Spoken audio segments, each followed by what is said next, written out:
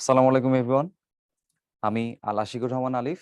আজকে তোমাদের সাথে অধ্যায় ৬ মহাকর্ষ ও অভিকর্ষের মাস্টার ক্লাস নিয়ে তোমাদের সামনে লেকচার 1 থেকে শুরু করে লেকচার 3 তিনটি লেকচার প্রেজেন্ট করব ইনশাআল্লাহ। তো আজকের দেখো এই লেকচার 3 এর মধ্যে আমরা টোটাল ৮টা টাইপে বিভক্ত করেছি এবং এর মধ্যে আমাদের গুরুত্বের ক্ষেত্রে এই 3 স্টার যেগুলো আছে আমরা দেখতে পাচ্ছি আমাদের এখান থেকে আমাদের অভিকর্ষ ত্বরণ, মুক্তিবেগ, কৃত্রিম উপগ্রহ, এই তিনটা টাইপকে আমরা এখানে 3 স্টার দিয়েছি। অর্থাৎ বিগত বছরের প্রশ্ন যখন আমরা অ্যানালাইসিস করেছি তখন সিকিউ বলো বা এমসিকিউ বলো, দুইটা বিষয়ের উপর গুরুত্ব দিয়েই আমরা এই ইম্পর্টেন্সটা দিয়েছি। এবং তোমরা প্রথমে যখন দেখবা কেপলারের সূত্রের মধ্যে আমরা কেপলারের যে তিনটা সূত্র আছে উপগ্রহের গতিবিধি নিয়ে, সেই বিষয় নিয়ে আমরা দেখব। গ্রহ এবং উপগ্রহের গতি নিয়ে কেপলার যে আলোচনা করে, কিভাবে সেই সূত্রগুলো অ্যাপ্লাই করা হয়, কিভাবে এমসিকিউতে আসে, সেগুলো দেখব। এরপরে মহাকর্ষ বল, নিউটনের মহাকর্ষ সূত্র, মহাকর্ষ ধ্রুবক, অর্থাৎ এই যে নিউটনের মহাকর্ষ সূত্র নিয়ে যে আলোচনাগুলো, সেগুলো আমরা টাইপ 2 তে দেখব। তোমরা জানো যে নিউটনের মহাকর্ষ যে সূত্রটা আছে বা মহাকর্ষ বল আছে, F=G(m1m2)/d², এটা নিয়ে আমরা আলোচনা করব।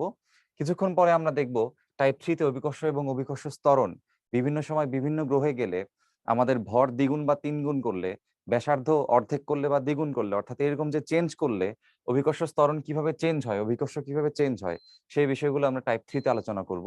এবং এরপরে মহাকর্ষীয় প্রাবল্য, একটা গ্রহ ঠিক কতটা মহাকর্ষের দিক থেকে কতটা স্ট্রং, অর্থাৎ সে আরেকটা বস্তুকে কতটা স্ট্রংলি আকর্ষণ করে, সেই বিষয়টা হচ্ছে আমরা এখানে বোঝাবো। এরপর আমরা মুক্তিবেগ দেখব। তারপরে আমরা কৃত্রিম উপগ্রহ দেখব, যে গ্রহের সাপেক্ষে কৃত্রিম উপগ্রহগুলো কিভাবে কাজ করে, তাদের বেগ কত, তারা কত উচ্চতায় থাকবে, তাদের পর্যায়কাল কত। এরপরে আমরা টাইপ 7-এ হচ্ছে মিক্স কয়েকটা প্রবলেম রাখছি, এবং টাইপ 8-এ সর্বসাকুল্যে আমরা মহাকর্ষীয় বিভব শক্তি দিয়ে আমাদের আলোচনাটা শেষ করব। এবং এর মধ্যে দেখতেই পাচ্ছ আমাদের টাইপ 3, টাইপ 5 এবং টাইপ 6 এগুলো হচ্ছে মোস্ট ইম্পর্টেন্ট, এবং অপর যেই টাইপগুলো এখানে আমাদের আছে সবগুলো হচ্ছে 2 স্টার। তবে গুরুত্বের ভিত্তিতে আমাদের আসলে সবগুলো টাইপই ইম্পর্টেন্ট, শুধুমাত্র কোয়েশ্চেন অ্যানালাইসিস করে আমরা এই ইম্পর্টেন্স গুলো সেট করেছি। আচ্ছা, এবার খেয়াল করে দেখো, আমাদের এই লেকচারের মধ্যে আমরা টাইপ 2, টাইপ 4 এবং টাইপ 8 এই তিনটা টাইপ নিয়ে মূলত আলোচনা করতে যাচ্ছি। এখন প্রথমেই আমরা যদি দেখে নেই যে টাইপ 2 থেকে কি কি প্রশ্ন এসেছে। দেখো, ঢাকা ইউনিভার্সিটিতে 15-16 এবং 13-14 দুইটা বছরে প্রশ্ন এসেছে। এরপরে জগন্নাথ ইউনিভার্সিটিতে 14-15-তে এসেছে, এবং খুলনা ইউনিভার্সিটিতে 12-13 সালে এসেছে। এবং রিটেনও একটা প্রশ্ন এখানে আসছে, সেটা হচ্ছে রাজশাহী ইউনিভার্সিটিতে 19-20, মোটামুটি বলতে পারো যে রিসেন্ট। এখন প্রথম যে কনসেপ্টটা আমাদের মহাকর্ষ বল, সেটা হচ্ছে নিউটনের যে মহাকর্ষ সূত্র সেখান থেকে আসবে। এবং দেখো, আমরা জানি নিউটনের মহাকর্ষ সূত্রে তিনি কি বলেন, যে মহাবিশ্বে অবস্থিত দুটি বস্তুর মধ্যকার পারস্পরিক আকর্ষণ বলকে মহাকর্ষ বল বলে। তো অনেক সময় আমাদের জিজ্ঞাসা করা হয় যে মহাকর্ষ বল কিরূপ বল। তো ওই ক্ষেত্রে আমাদের যেন এই বিষয়টা মনে থাকে যে মহাকর্ষ বল হচ্ছে এক ধরনের আকর্ষণ বল। আচ্ছা, এবং আরেকটা বস্তু এখানে ইম্পর্টেন্ট, সেটা হচ্ছে দুটি বস্তুর মধ্যকার। অর্থাৎ যখনই আমরা চিন্তা করব তখন দুটি বস্তু নিয়ে হিসাব করতে হবে। এখন দেখো, দুটি বস্তু এখানে চিত্রে দেওয়া আছে, একটা হচ্ছে M1 এবং একটা হচ্ছে M2। সো এখানে এই M1 ভরের বস্তুকে M2 ভরের বস্তু F1 বলে আকর্ষণ করে, আর M1 বস্তুটা M2 ভরের বস্তুকে F2 বলে আকর্ষণ করে। তো নিউটন আরেকটা কথা বলে গেছেন, যে এই যে প্রতিটি বস্তুকে আকর্ষণ করবে, সে আকর্ষণ বল দুটো হবে পরস্পর সমান। অর্থাৎ ধরে নাও M1টা হচ্ছে এখানে আমার বড় গ্রহ। হ্যাঁ, জাস্ট আমরা ধরে নেই, বড় গ্রহ ধরতে পারো, বড় বস্তু ধরতে পারো, যেটা খুশি বলতে পারি, সমস্যা নাই। আর ধরে নাও এটা হচ্ছে আমার ছোট একটা বস্তু। এখন অনেক সময় আমাদের যেটা মনে হয় যে বড় বস্তু হচ্ছে ছোট বস্তুকে বেশি বলে আকর্ষণ করবে, এবং ছোট বস্তু বড় বস্তুকে অল্প বলে আকর্ষণ করবে, এরকম মাঝে মধ্যে মনে হয়। কিন্তু নিউটন সাহেব বলে গেছেন যে এই দুইটা বল অবশ্যই পরস্পর কি হবে, সমান হবে। তো এই বিষয়টা সবার যেন মনে থাকে। এবং এরপরে আমরা যে সূত্রটা জানি, যে মহাকর্ষ বলের সূত্র তাহলে হবে G*M1M2 তাদের মধ্যবর্তী দূরত্বের স্কয়ার। সো মধ্যবর্তী দূরত্ব কত বলা আছে, আর বলা আছে, তার মানে নিচে হবে R²। এখন দেখো, এখানে আরেকটা টপিক নিয়ে আমাদের একটু আলোচনা করা দরকার, সেটা হচ্ছে এই যে মহাকর্ষীয় ধ্রুবক। তোমরা জানো যে এই যে মহাকর্ষীয় ধ্রুবক, এটা একটি সর্বজনীন ধ্রুবক। এখন সর্বজনীন ধ্রুবক হওয়ার কারণে এখানে বেশ কিছু ফ্যাক্টর আমাদের মনে রাখতে হবে। নাম্বার ওয়ান কথা সেটা হচ্ছে, যেহেতু সে সর্বজনীন ধ্রুবক, তার মানে সে অনেক কিছুর উপর আসলে নির্ভর করে না। ধরে নাও যে আমি হচ্ছে দুইটা বস্তুর মাঝে একটা একটা ধরো লোহার একটা পাত্রে দিয়ে রাখছি। হ্যাঁ, লোহার একটা পাত দিয়ে রাখছি। এখন তুমি চিন্তা করতে পারো যে ভাই, আগে হচ্ছে আপনি ধরেন শূন্য মাধ্যমে রাখছিলেন, সেই ক্ষেত্রে আকর্ষণ বল যেমন হবে, লোহার পাত রাখলে আসলে আকর্ষণ বল কি সেম হবে নাকি আলাদা? তো অ্যান্সার হচ্ছে সব সময় আকর্ষণ বলটা সেম থাকবে। আমি মাঝে লোহার পাত রাখি বা যে কোনো বস্তু রাখি না কেন, আকর্ষণ বলের কোনো রকম কোনো কি আসবে না, চেঞ্জ আসবে না। কারণ কি? কারণ হচ্ছে এই মহাকর্ষ যে ধ্রুবক, এটি বস্তুর মধ্যকার যে প্রকৃতি, অর্থাৎ এই ফ্যাক্টরগুলোকে আমরা মনে রাখবো। প্রবেশ্যতা, এরপরে দুইটি যে পদার্থ আছে বা দুইটি বস্তু আছে, সে দুইটি বস্তুর ভৌত অবস্থা,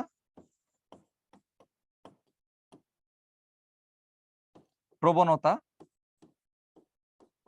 এবং দিকদর্শিতা,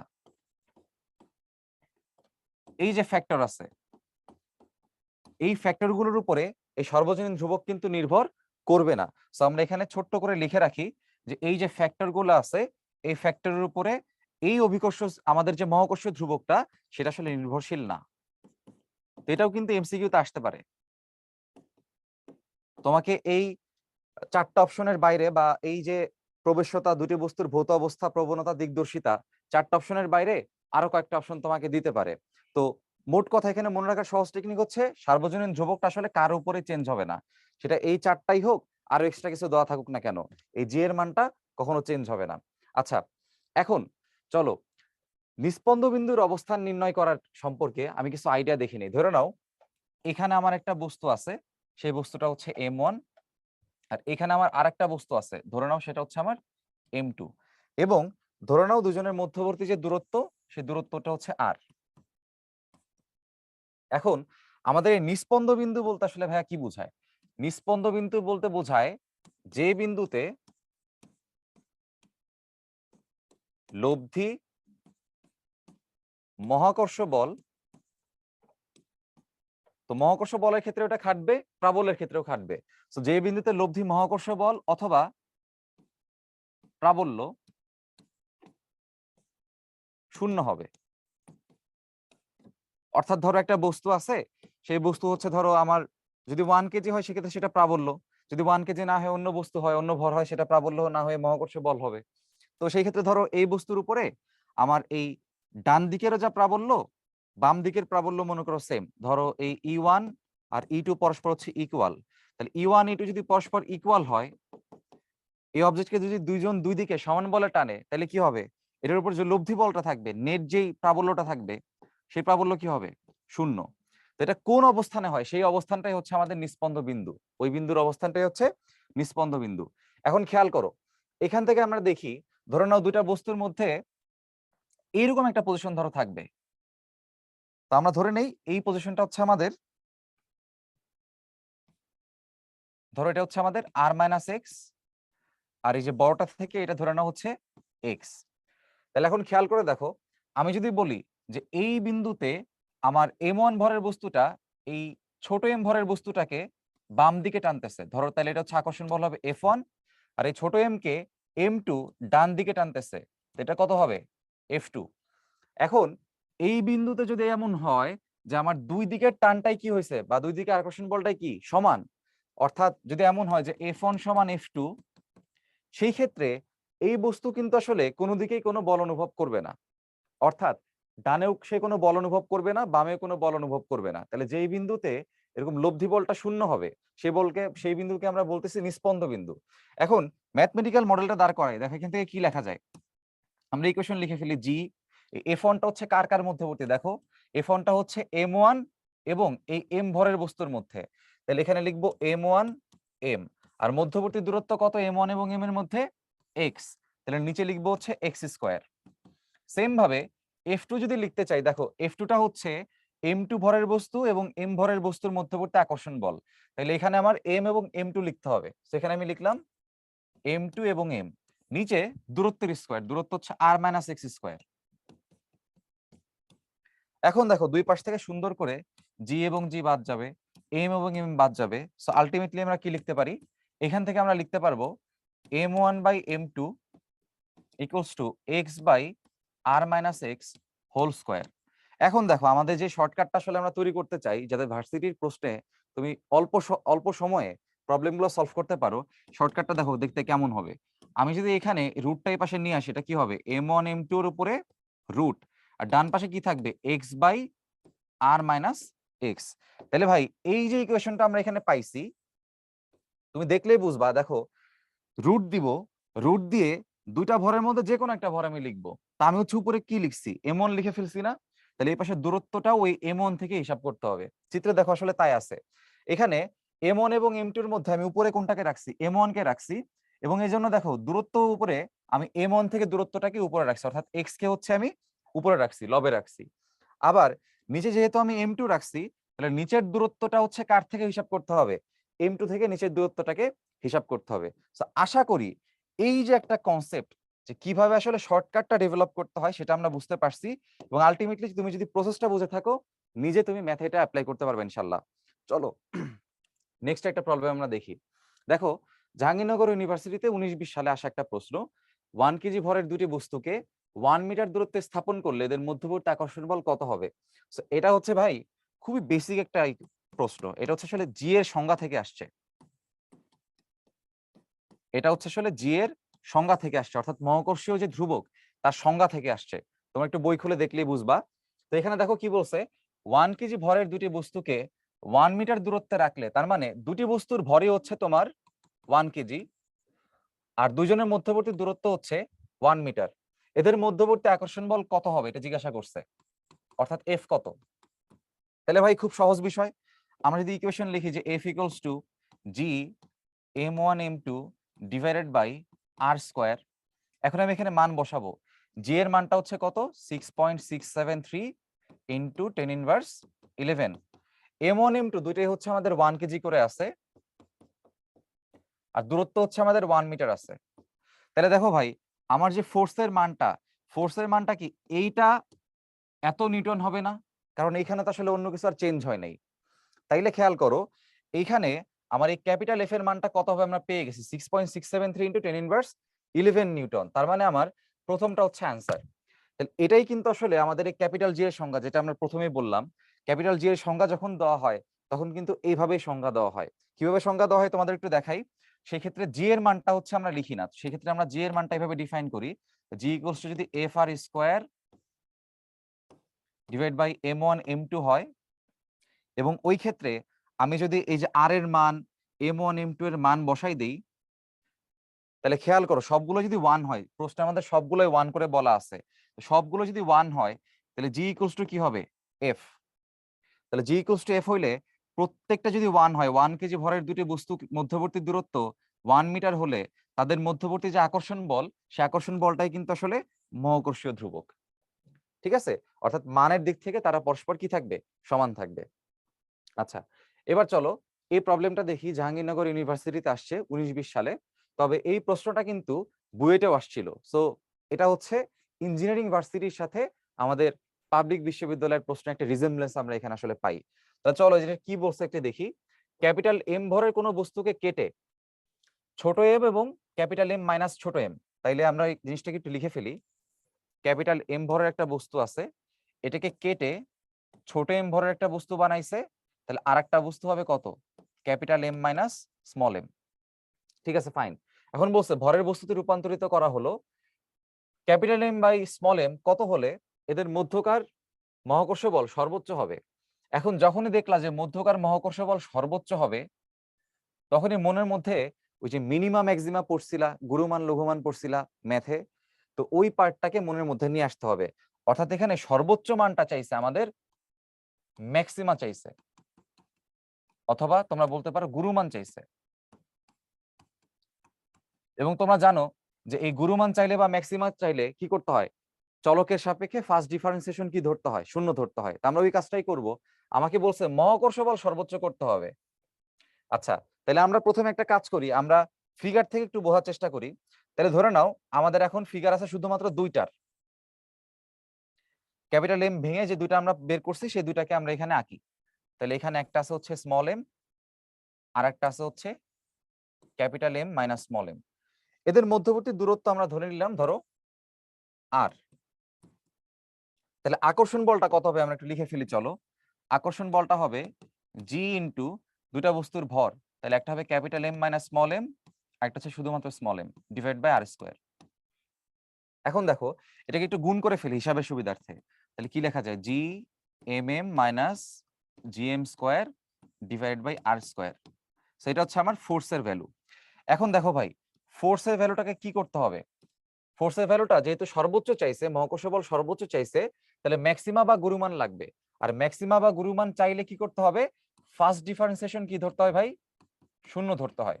এখন ফার্স্ট ডিফারেন্সিয়েশন যে শূন্য ধরবো সেটা তো ডেফিনেটলি মহাকর্ষ বলেরটা, এবং কার সাপেক্ষে ভাই, চলকের সাপেক্ষে। এখানে চলকটাকে তুমি খেয়াল করো, এখানে যেহেতু ভর ক্যাপিটাল এম এবং স্মল এম এর অনুপাত চাচ্ছে, সেটা চেঞ্জ হইতে পারে। তাহলে আমি যদি ক্যাপিটাল এম ভরের বস্তুটাকে কেটে এই স্মল এমটাকে করি, তাহলে এই স্মল এম যত হবে তার উপরে কিন্তু ডিপেন্ড করে যে এই মানটা কত হবে, তাই না? ধরো এটার মান যদি টোটাল, যদি এটার মান ধরো 100 কেজি হয়, টোটাল আছে 100 কেজি, আমি হচ্ছে স্মল এম কে করে দিছি ধরো 10 কেজি, তাহলে অটোমেটিক্যালি এটা কত হয়ে যাচ্ছে, 90 কেজি। আবার ধরো আমি যদি স্মল এম কে বলি 20 কেজি, তাহলে অটোমেটিক্যালি এটা হয়ে যাবে 80 কেজি, তাই না? তাহলে চলক আসলে কোনটা দেখো, অ্যাকচুয়াল চলক কিন্তু আমাদের স্মল এম, অর্থাৎ এই ছোট বস্তুর যে ভর, ছোট বস্তুর ভর যখন আমি চেঞ্জ করব, বড় বস্তুর ভর অটোমেটিক্যালি চেঞ্জ হয়ে যাবে। তার মানে আমার এই যে মহাকর্ষ বলকে যে ডিফারেন্সিয়েট করতে হবে, মহাকর্ষ বলকে যে ডিফারেন্সিয়েট করতে হবে, কার সাপেক্ষে করতে হবে, চলকের সাপেক্ষে। চলককে ভর, সো এই ফার্স্ট ডিফারেন্সিয়েশনটা আমাদের কত ধরতে হয়, শূন্য ধরতে হয়। তাহলে এইখানে এই এফ এর যে সূত্রটা আমরা এখানে পাইছি, এই মানটা আমরা এখানে বসাবো। তাহলে দেখো এখানে কি লেখা যায় ভাই, DDM of G M M minus G M square divide by R square equals to 0। এখন দেখো এইখান থেকে আমরা কি লিখতে পারি, এখানে খেয়াল করো এই যে ক্যাপিটাল জি কমন যায়, আর স্কোয়ার কমন যায়, এরা তো আমাদের চলক না, ধ্রুবক, তাহলে এরা সবাই বাইরে চলে আসবে। তাহলে এখান থেকে আমরা লিখতে পারি যে জি বাই আর স্কোয়ার, তো ফার্স্টে যখন আমি ক্যাপিটাল এম স্মল এম কে ডিফারেন্সিয়েট করবো এম এর সাপেক্ষে, সেটা হচ্ছে শুধুমাত্র কি থাকবে, ক্যাপিটাল এম থাকবে। আর এই অংশে কি থাকবে দেখো, এম স্কোয়ারটা হয়ে যাবে twice M, so M minus twice M equals to এ পাশে থাকবে হচ্ছে আমাদের 0। এখন এখান থেকে দেখো কি লেখা যায়, আমাদের তাহলে জি বাই আর স্কোয়ারটা ওই পাশে গিয়ে শূন্য হয়ে যাবে, তার মানে capital M equals to twice M, তার মানে capital M by small M equals to হচ্ছে 2। এখন খেয়াল করো আমার অপশনে এই অ্যান্সারটা আসলে আছে কিনা, তো আমার অপশনে দেখো এই এইটা হচ্ছে আমাদের অ্যান্সার, অর্থাৎ এই ক্যাপিটাল এম এবং স্মল এম এর অনুপাত যখন 2 হবে তখন তাদের মধ্যবর্তী বলটা কি হবে, সর্বোচ্চ হবে। আচ্ছা, এবার চলো পরবর্তী টাইপ দেখি। দেখো দুটি কণার মধ্যে মহাকর্ষ বলের মান কেমন পরিবর্তন হবে যদি একটি কণার ভর পূর্বের দ্বিগুণ হয় এবং অপর কণার ভর 3 গুণ হয়।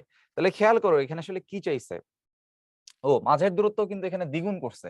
তাহলে ধরে নাও কি করছে, আমরা জানি যে F equals to G m1 m2 divide by R square. আমরা এটাকে একটু শর্টে করার চেষ্টা করব, অল্প সময়ে করার চেষ্টা করব। দেখো কি করছে এখানে, আমার একটি কণার ভর পূর্বের দ্বিগুণ করছে আর অন্য কণার ভর 3 গুণ করছে। তাইলে এই প্রথম কণা ধরো, প্রথম কণাটা হয়ে গেছে হচ্ছে আমাদের দ্বিগুণ, আর পরের যে কণাটা আছে সেটা হয়ে গেছে হচ্ছে 3 গুণ, আর একই সাথে তাদের মাঝের দূরত্বটাকে দ্বিগুণ করছে।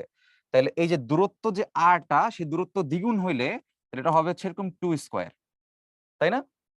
এখন দেখো কি কি লেখা যায়, এখান থেকে আমরা লিখতে পারি যে উপরে যে 2টা আমাদের এখানে আছে, আমরা এখানে ধরো এমন করলাম যে 2 ডিভাইড বাই হচ্ছে 2 স্কোয়ার, তাহলে কাটলে এখানে কত থাকতেছে, 2 থাকতেছে, সো আলটিমেটলি এখানে আমাদের থাকবে 3/2।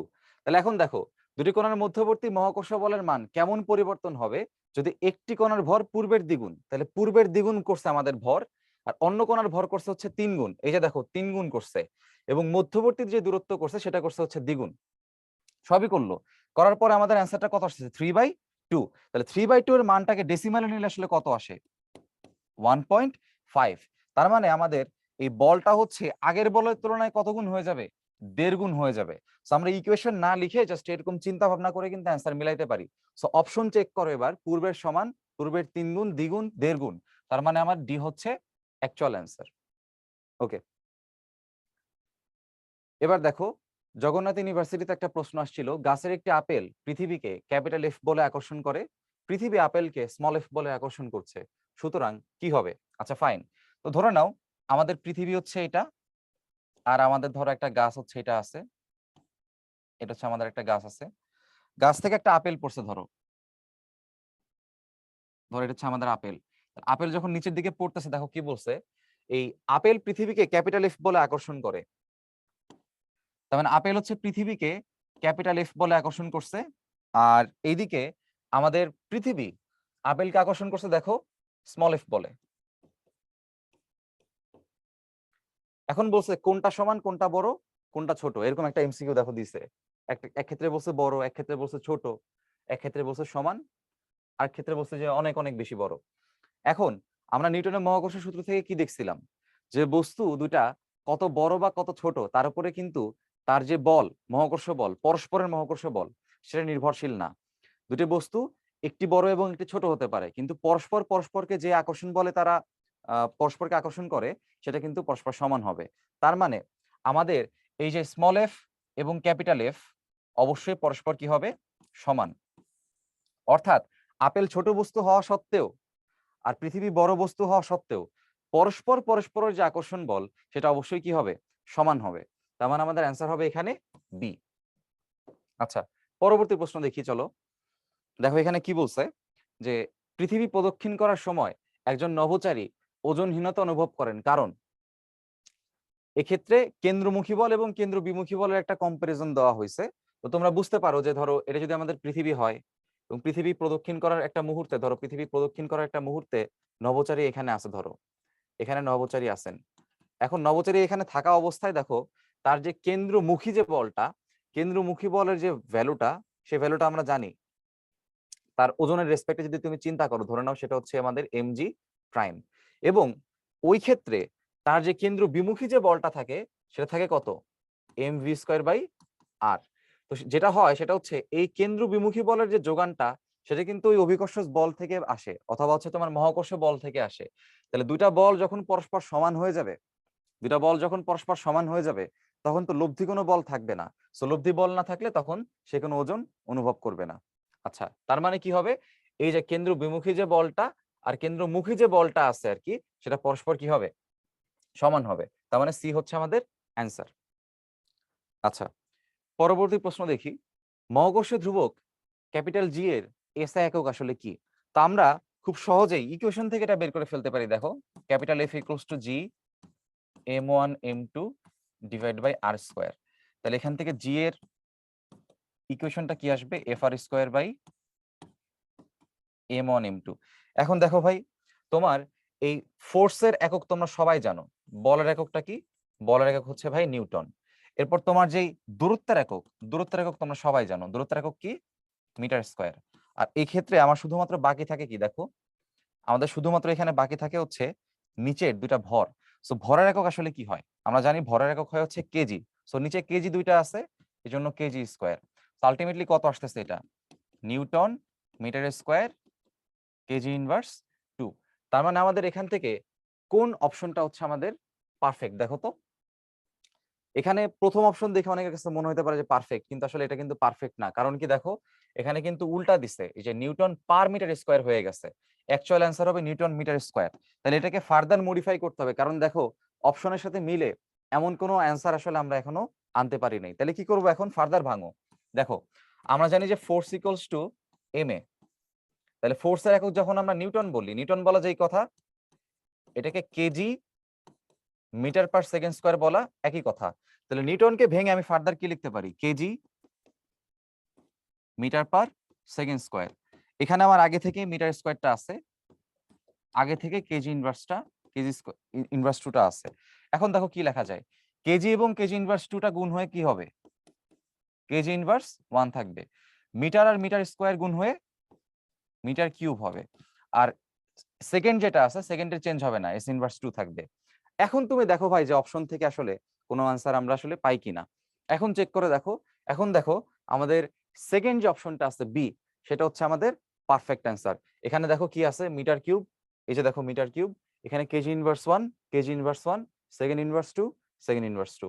ওকে, তো যখন দেখবা যে একটা অ্যান্সার, জানা অ্যান্সার যখন তোমার অপশনের সাথে মিলবে না, তখন সেটাকে ফার্দার তুমি যদি একটু ভেঙে করো, তাহলে দেখবা তোমার অ্যান্সারটা মিলে যাচ্ছে। এবার চলো পরবর্তী প্রশ্ন দেখি। আর দূরত্বে রাখা দুটি ক্ষুদ্র কণার মধ্যে পরস্পর মধ্যকর্ষীয় আকর্ষণ বল হচ্ছে ক্যাপিটাল এফ। তো ধরে নাও আমাদের এখানে একটা বস্তু আছে M1 এবং আর একটা আছে হচ্ছে M2, এবং তাদের মধ্যবর্তী যে দূরত্বটা আছে সে দূরত্বটা হচ্ছে বলছে আর। আচ্ছা, এবং ঠিক এই কন্ডিশনে এই সময়ে এসে তার আকর্ষণ বলটা হচ্ছে ক্যাপিটাল এফ। এখন বলছে কণা দুটির মাঝখানে একটি ভারী লোহার পাত রাখা হলে তাদের মধ্যবর্তী আকর্ষণ বল কত হবে? তা আমরা একটা কথা বলছিলাম কিন্তু, যে মহাকর্ষীয় বল যেটা, সেটা অ্যাকচুয়ালি কার কার উপর ডিপেন্ড করে? মহাকর্ষীয় বল ডিপেন্ড করে বস্তু দুইটার ভরের উপরে এবং দূরত্বের উপরে। এখন তুমি নিজেই খেয়াল করে দেখো, বস্তু দুইটার ভরের কোনো চেঞ্জ কি এখানে হয়েছে? প্রশ্নে কিছুই বলে নাই। বস্তু দুটির মধ্যবর্তী দূরত্বও কিন্তু তারা চেঞ্জ করে নাই, একই রাখছে। আর আমরা আগে থেকেই জানি আমাদের এই ক্যাপিটাল জিটা হচ্ছে ধ্রুবক বা কনস্ট্যান্ট, এবং বস্তুদ্বয়ের মধ্যবর্তী যে কোনো কিছু রাখলে, আমি আগে এক্সাম্পল দিছিলাম, লোহার পাত রাখো, স্বর্ণের পাত রাখো, বা যে কোনো কিছু রাখো না কেন, মধ্যবর্তী আকর্ষণ বলের কোনো রকম কোনো কি হবে না, চেঞ্জ হবে না। তাইলে আকর্ষণ বল চেঞ্জ না হইলে কি আগেরটাই থাকবে? তাহলে আগের আকর্ষণ বল কত ছিল? Capital F. তাহলে নতুন আকর্ষণ বলও কি থাকবে? ক্যাপিটাল এফই থাকবে। অর্থাৎ চিন্তা করতে হবে যে এখানে মাঝে কিছু রাখলেও তোমার ফোর্সটা চেঞ্জ হবে না, তার মানে ফোর্সটা কি থাকবে? অপরিবর্তনীয়।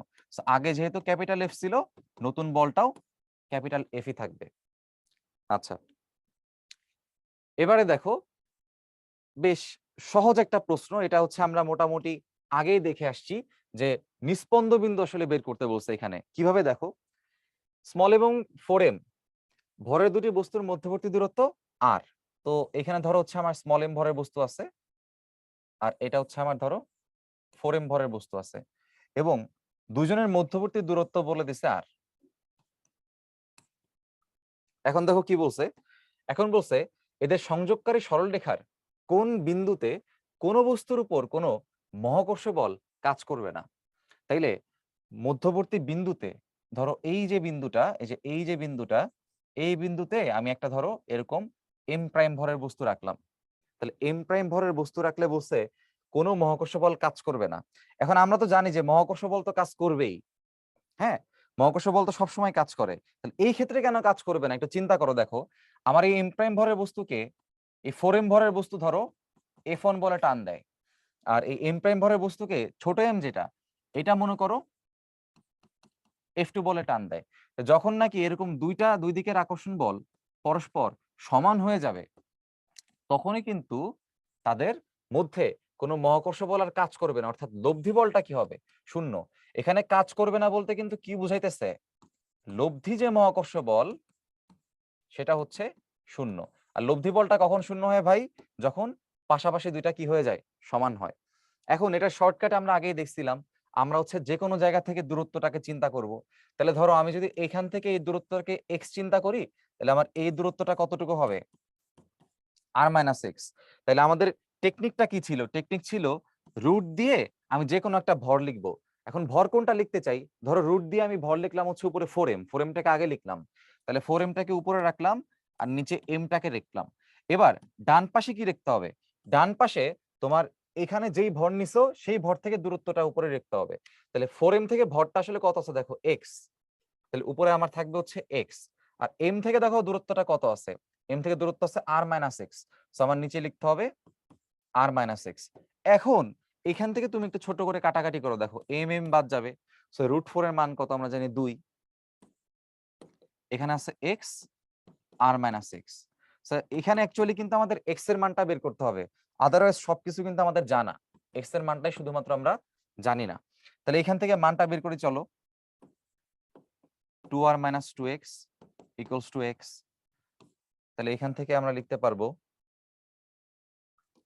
2r = thrice x। তার মানে x এর মানটা হবে 2r/3। এখন এই জিনিসটা কাইন্ডলি অ্যান্সারে লিখবা না, যেহেতু এটা একটা রিটেন প্রশ্ন। এটা যেহেতু একটা রিটেন প্রশ্ন, এরকম যদি প্রশ্ন আসে সেক্ষেত্রে তোমাকে কি করতে হবে? অবশ্যই উল্লেখ করতে হবে যে তুমি কোন বস্তু থেকে দূরত্বটাকে ধরছো। তো দেখো x তুমি কার থেকে ধরছিলা? 4m ভরের বস্তু থেকে ধরছিলা, তাহলে অবশ্যই তোমাকে এই জিনিসটা উল্লেখ করে দিতে হবে ডান পাশে। তোমাকে বলতে হবে যে 4m ভরের বস্তু হতে, অথবা সময় কম থাকলে লিখে দিলা যে 4m হতে। হ্যাঁ, বাট এই জিনিসটা উল্লেখ করতে হবে। ওকে, তো আশা করি এই টেকনিক গুলা বুঝছো যে কিভাবে আসলে অল্প সময় নিস্পন্দ বিন্দুর অবস্থানটা বের করতে হয়। এবার চলো দেখি, পৃথিবীর ব্যাসার্ধ আনুমানিক 4000 মাইল হলে, আমরা একটু ভ্যালুটাকে লিখে রাখি। আমাদের পৃথিবীর ব্যাসার্ধ বলে দিছে 4000 মাইল। এখন বলছে আনুমানিক কত উচ্চতায়, অর্থাৎ এইচ এর মান চাইছে, পৃথিবী পৃষ্ঠের মাধ্যাকর্ষণ বল, ওই উচ্চতার যে মাধ্যাকর্ষণ বল সেটা পৃথিবী পৃষ্ঠের মাধ্যাকর্ষণ বলের 1% হবে। তার মানে আমরা একটা কাজ করি, ধরো এটা হচ্ছে আমার পৃথিবী আছে এবং একটা সার্টেন উচ্চতা আমার কাছে জানতে চাইছে, এই যে এই উচ্চতাটা আমার কাছে জানতে চাইছে, এবং ওই উচ্চতায় গেলে কি হবে, ওই উচ্চতায় গেলে আমার যে জিএইচটা হবে সেটা হবে পৃথিবীর পৃষ্ঠের মাধ্যাকর্ষণ বলের 1%। তো পৃথিবীর পৃষ্ঠের মাধ্যাকর্ষণ বল যদি আমার ধরো এমজি হয়, আর উপরের পৃষ্ঠের উচ্চতা যদি আমার mgh হয়, তাহলে এটা হবে হচ্ছে 1% অফ ধরো এই এফ। অর্থাৎ এখানে আমার কন্ডিশন হচ্ছে এইটা। তো এই কন্ডিশন থেকে যদি ম্যাথ করতে হয় আমরা কি লিখতে পারি, দেখো আমরা লিখতে পারবো mgh ইকুয়ালস টু 1% মানে হচ্ছে তোমার 0.01, আর এফ এর মানটা হচ্ছে এখানে mg। তো দুই পাশ থেকে এম বাদ যাবে। এবার আমরা এখানে অভিকর্ষ ত্বরণের সূত্রটা অ্যাপ্লাই করব, এবং এটা দেখো নির্দিষ্ট উচ্চতায়, সো নির্দিষ্ট উচ্চতায় জিএইচ এর মানটা আসলে কত হয় ভাই, G into R by R plus H whole square equals to 0.01 into G. এখন দেখো দুই পাশ থেকে জি জি বাদ যাবে। যাদের এই বিষয়ে সমস্যা আছে তারা একটু পরেই তোমরা দেখতে পারবা যে আমরা অভিকর্ষ ত্বরণ নিয়ে আলোচনা করব টাইপ 3 তে, ওইখানে ক্লিয়ার হবা। আচ্ছা, এখন দেখো দুই পাশে আমার এখানে আসলে এই পাশে স্কোয়ার আছে, তো এই পাশে আমার রুট করতে হবে। তাহলে এখানে আমি লিখতে পারবো আর বাই আর প্লাস এইচ। এখানে যদি রুট করি, রুট ওভার 0.01 কে রুট করলে এটা আসবে 0.1। এই দশমিকের পর দুই ঘর হচ্ছে এক ঘর হয়ে যাবে, আর মানটা তো আসলে 1ই। এখন দেখো মান লাগবে এইচ এর, তাহলে এইচটাকে উপরে আনলে হিসাবটা সুবিধা হবে। তাহলে এটাকে উল্টাই দাও, উল্টাইলে কি লেখা যাবে, আর প্লাস এইচ বাই আর, 0.1 উল্টাইলে হয়ে যাবে কত, 10। তাহলে এখান থেকে আমরা কি লিখতে পারবো, দেখো 1 plus H by R equals to 10। তার মানে এখান থেকে আমরা লিখতে পারবো এইচ ইকুয়ালস টু, দেখো এই 1 হচ্ছে 10 থেকে বাদ যাবে, তাহলে 10 থেকে 1 বাদ গেলে কত থাকবে, 9। 9 এর সাথে 8টা গুণ হবে, সো তার মানে 9 আর। এবার দেখো আর এর মানটা কত, 4000 মাইল। তাহলে 9 ইন্টু 4000, তার মানে আমাদের অ্যান্সার আসবে 36,000 মাইলস। ওকে, সো আমাদের এখানে তাহলে অ্যান্সারটা হবে হচ্ছে আনুমানিক কত উচ্চতা, যেহেতু বলছে আমাদের উচ্চতা হচ্ছে 36,000 মাইল। ওকে, এবার দেখো কি বলছে, এই প্রশ্নটা বেশ ইন্টারেস্টিং। তোমাদের ইসাক স্যারের বইও দেখবা মোটামুটি এরকম একটা আলোচনা করা আছে। গাছের একটি আপেল পৃথিবীকে ক্যাপিটাল এফ বলে আকর্ষণ করছে এবং পৃথিবী আপেলকে স্মল এফ বলে আকর্ষণ করছে। পৃথিবীর টানে আপেল পড়ে গেলেও আপেলের জন্য পৃথিবী উপর দিকে উঠে যায় না কেন? ওই আগের মতোই আলোচনাটা আমরা কিন্তু দেখছিলাম আগেই, যে দুইজন যে দুইজনকে আকর্ষণ করে, এই দুইটা বল পরস্পর সমান, এটা আগে হচ্ছে বিশ্বাস করতে হবে। অর্থাৎ এটা যদি আমার পৃথিবী হয় এবং পৃথিবীর উপরে যদি একটা ছোট ধরো এরকম আপেল থাকে, তাহলে এই পৃথিবী আপেলকে যে বলে আকর্ষণ করে, পৃথিবী আপেলকে কত বলে আকর্ষণ করে, দেখো স্মল এফ বলে। তাহলে সেটা হচ্ছে এখানে ধরো স্মল এফ। আকর্ষণ বলের মানটা কত হবে ভাই, আমরা এখানে লিখে ফেলি। এই আকর্ষণ বলের মান হবে, আমাদের যে আপেলটা আছে আপেলের ভর ধরলাম হচ্ছে স্মল এম, আর অভিকর্ষ ত্বরণ তো তোমরা জানোই জি। আর এখানে একটা কথা বলছে, দেখো আপেল পৃথিবীকে ক্যাপিটাল এফ বলে আকর্ষণ করে, তাহলে জিনিসটা এখানে লিখে ফেলি, আপেলটা পৃথিবীকে ক্যাপিটাল এফ বলে আকর্ষণ করে। এখন তাইলে ভরটা কার, পৃথিবীর, ত্বরণ কে প্রাপ্ত হবে, পৃথিবী প্রাপ্ত হবে। তাহলে এম ইন্টু পৃথিবীর ত্বরণ, তো পৃথিবীর ত্বরণ ধরে নেওয়া হচ্ছে এ। এখন আমরা জানি যে দুইটা পরস্পর সমান, তাহলে এখানে একটু মান বসাই দিই। দেখো কি লেখা যায়, আমরা এখান থেকে লিখতে পারি M A equals to M G. এখন ভাই তোমার এই জি এর মান তো জানা 9.8, তোমার ক্যাপিটাল এমটাও জানা, পৃথিবীর ভর। স্মল এম, বস্তুর ভরটাও জানা। শুধুমাত্র অজানা কে এখানে? এই যে পৃথিবীর যে ত্বরণ, পৃথিবীতে যে সৃষ্ট ত্বরণ সেটা হচ্ছে আমার অজানা। এটা হচ্ছে পৃথিবীতে সৃষ্ট ত্বরণ। অর্থাৎ পৃথিবী উপর দিকে কেন ওঠে না সেই ব্যাখ্যাটা হচ্ছে আমরা দেওয়ার চেষ্টা করতেছি। তো পৃথিবীতে যদি ত্বরণ শূন্য হয় তাহলে পৃথিবী উঠবে না, আর পৃথিবীতে যদি সৃষ্ট ত্বরণ থাকে তাহলে পৃথিবী উঠবে। আচ্ছা, এখন দেখো এখান থেকে কি লেখা যায়। এর ভ্যালুটা হবে হচ্ছে small M by capital M into হচ্ছে জি। এবার দেখো এই পাশ থেকে আমি যদি ক্যাপিটাল এম এর মানটা বসাই, ক্যাপিটাল এম এর মান কত আমরা জানি 6 × 10⁻24, আর জি এর মান তো তোমরা জানো 9.8। এখন দেখো তো ভাই নিচের মানটা কেমন, অনেক অনেক বড় না? 10⁻24 অর্থাৎ কত বড় একটা ভ্যালু, এটা বুঝতে পারতেছো? তাহলে অনেক বড় ভ্যালু যখন নিচে থাকে তখন আলটিমেট ভগ্নাংশের মানটা কি হয়ে যায়, অনেক ছোট হয়ে যায় না? অবশ্যই। তাহলে এই মানটা একদম কি জিরোর কাছাকাছি আসবে না? হ্যাঁ, তার মানে এই যে পৃথিবীতে সৃষ্ট যে ত্বরণ সেটা একদমই আসলে জিরোর কাছাকাছি। ধরো দশমিকের পর 22টা বা 23টা শূন্যের পরে হচ্ছে একটা মান থাকবে, তো সেই মানের তো আসলে ভ্যালু নাই, তাই না? এবং ক্যালকুলেটরে বসাইলেও তোমার ক্যালকুলেটরে দেখবা ওই অত ছোট মানকে আসলে শূন্য হিসেবে ট্রিট করে। এখন এই সৃষ্ট ত্বরণ যেহেতু শূন্য, তাহলে পৃথিবীর গতি কি আসলে পরিবর্তন হবে? অ্যান্সার হচ্ছে না, পৃথিবীর গতি পরিবর্তন হবে না। তার মানে পৃথিবী আপেলের কারণে গতি পরিবর্তন হবে না, অর্থাৎ পৃথিবী উপরের দিকে উঠবে না। আচ্ছা, এই জন্য আসলে আপেল উপর থেকে নিচের দিকে পড়ে যায়, কারণ আপেলের সৃষ্ট ত্বরণ কত ভাই? এই আপেলের সৃষ্ট ত্বরণের মান হচ্ছে 9.8 মিটার পার সেকেন্ড স্কয়ার। কিন্তু পৃথিবীতে যে সৃষ্ট ত্বরণ, সেই সৃষ্ট ত্বরণের মান হচ্ছে 0 মিটার পার সেকেন্ড স্কয়ার। এই কারণে পৃথিবী আসলে উপরের দিকে উঠে না। সো এই জিনিসটাকে তোমরা এভাবে বলতে পারো যে যেহেতু পৃথিবীর ভর সেটা আপেলের ভর থেকে অনেক অনেক অনেক বেশি। আচ্ছা, রিটেন আসলে অবশ্যই এভাবে একটু ছোট্ট করে ব্যাখ্যা করতে হবে। এবার চলো আমরা রাজশাহী ইউনিভার্সিটিতে আসা একটা ছোট্ট রিটেন সলভ করে ফেলি। দেখো কি বলছে, নিউটনের মহাকর্ষ সূত্র থেকে মহাকর্ষ ধ্রুবকের মাত্রা সমীকরণ ও একক নির্ণয় করো। তো মহাকর্ষ সূত্র আমরা জানি G m1 m2 divided by R square. So এখান থেকে আমরা যদি মহাকর্ষ ধ্রুবকের মাত্রাটা বের করতে চাই, সো মহাকর্ষ ধ্রুবককে আলাদা করি।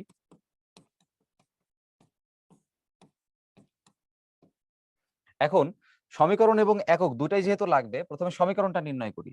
সো এই বল যেটা আছে, বলকে আমরা আবার কিভাবে লিখতে পারি? বলকে আমরা লিখতে পারি হচ্ছে ভর গুণ ত্বরণ আর স্কয়ার, আর নিচে হচ্ছে m1 m2। এখন দেখো একক যদি লিখে ফেলি, একটু আগে আমরা একক যেভাবে হিসাব করছি এখনো ঠিক একইভাবে হিসাব। আমাদের এখানে ভরের যে একক সেটা হচ্ছে আমরা জানি ভরের একক হচ্ছে কেজি। এরপরে আমাদের ত্বরণের যে একক সেটা হচ্ছে মিটার পার সেকেন্ড স্কয়ার, দূরত্বের একক হচ্ছে মিটার, আর নিচে হচ্ছে দুইটা কেজি আছে, দুইটাই হচ্ছে ভর আছে, তাহলে দুইটা কি হবে? KG inverse 2।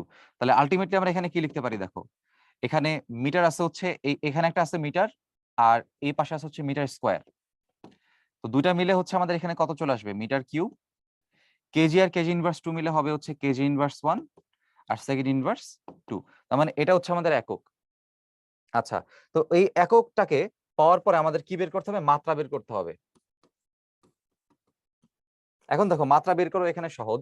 আমরা যেহেতু মহাকর্ষীয় ধ্রুবকের মাত্রা বের করতে চাচ্ছি, তো এখানে যদি খুব বেসিক টার্ম আমরা চিন্তা করি, ধরো আমার যখন এখানে ভর আছে, তো ভরের মাত্রাটা আসলে কি? একক থেকেও কিন্তু জিনিসটাকে লেখা যাবে। এককে এখানে কি আছে দেখো, আলটিমেটলি এম কিউব। এম হচ্ছে কি? মিটার। মিটার মানে দৈর্ঘ্য, তো দৈর্ঘ্যের মাত্রা কি ভাই? এল। তো এল এর উপরে কি হবে? কিউব হবে। এবার দেখো কি আছে? কেজি ইনভার্স 1, মানে ভরের যে এককটা আছে বা ভরের যে মাত্রাটা আছে, ভরের মাত্রা কি? Capital M. ক্যাপিটাল এম এর উপর কি হবে? ইনভার্স 1। আর এখানে সেকেন্ড ইনভার্স 2, তার মানে সময়ের যে একক। হ্যাঁ, তাহলে মাত্রার ক্ষেত্রে কি লিখতে হবে? সময়ের মাত্রা লিখতে হবে। সময়ের মাত্রা কত? Capital T. তো ক্যাপিটাল টি ইনভার্স 2।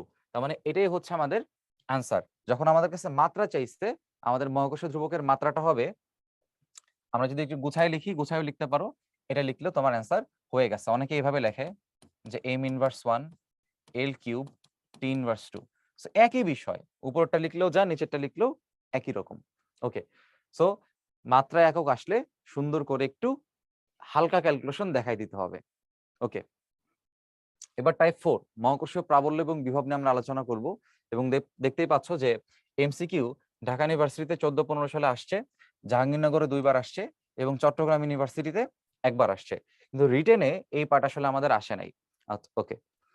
এবার দেখো কি বলছে, মহাকর্ষীয় প্রাবল্য হচ্ছে, তুমি ধরো মহাকর্ষ একটা ক্ষেত্র আছে, এটা হচ্ছে আমার ধরো মহাকর্ষীয় ক্ষেত্র, একটা বৃত্তাকার ক্ষেত্র আমরা চিন্তা করলাম ধরো, আর এখানে ধরো একটা বস্তু রাখা আছে, ধরে নাও বস্তুর ভরটা হচ্ছে ক্যাপিটাল এম, আর আরেকটা বস্তু ধরো এখানে রাখা আছে, ধরো এটার বাইরে আমরা রাখলাম, ইচ্ছা করে এটার বাইরে ধরো আমরা রাখলাম, তাহলে আমার যে পেরিমিটারটা মহাকর্ষ ক্ষেত্র সেটা হচ্ছে ধরো এরকম, আর আমার হচ্ছে এখান থেকে অসীম দূরত্বে মনে করো এই পয়েন্টে একটা স্মল এম ভরের বস্তু রাখা আছে, তাহলে এই ডিস্টেন্সটা হচ্ছে ধরে নাও আমাদের অসীম। এখন দেখো কি বলছে, আমাদের যদি এরকম করি যে এই স্মল এম ভরের বস্তুটাকে অসীম থেকে আমি ধরো আস্তে আস্তে মহাকর্ষ ক্ষেত্রের দিকে আনতেছি, তো ধরো আমি হচ্ছে এরকম একটা পয়েন্টে রাখছি, তাহলে এরকম একটা পয়েন্টে রাখলে এই এই যে ভরের বস্তুটা আছে সে একটা কি আকর্ষণ বল অনুভব করবে, কোন দিকে, এইদিকে একটা আকর্ষণ বল অনুভব করবে, সেটা ধরলাম হচ্ছে এফ। কিন্তু এখানে একটা বিষয় মনে রাখতে হবে, যেই বস্তুকে নিয়ে তুমি চিন্তা করতেছো তার ভর ধরতে হচ্ছে 1 কেজি, অথবা যেটাকে আমরা বলি একক ভর।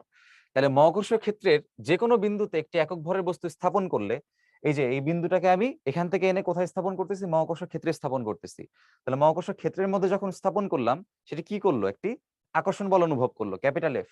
স্থাপন করলে ওই ভরের উপর যে বল ক্রিয়া করে, এই যে বল ক্রিয়া করে তাকে আমরা বলতেছি মহাকর্ষীয় প্রাবল্য। সো প্রাবল্যকে আমরা কি দ্বারা প্রকাশ করি, ক্যাপিটাল ই দ্বারা প্রকাশ করি। তাহলে আমি যদি বিষয়টাকে এভাবে তোমাদের একটু লিখে দেখাই, দেখো আমরা জানি যে ক্যাপিটাল এফ এর মানটা হচ্ছে G M small M divide by R square. এখন এইখানে দেখো একটা ভরের মান অলরেডি হচ্ছে 1 কেজি, কারণ কি এখানে একক ভরের বস্তু, যেই বস্তুটাকে তুমি নিয়ে আসতেছো সেটা হচ্ছে 1 কেজি।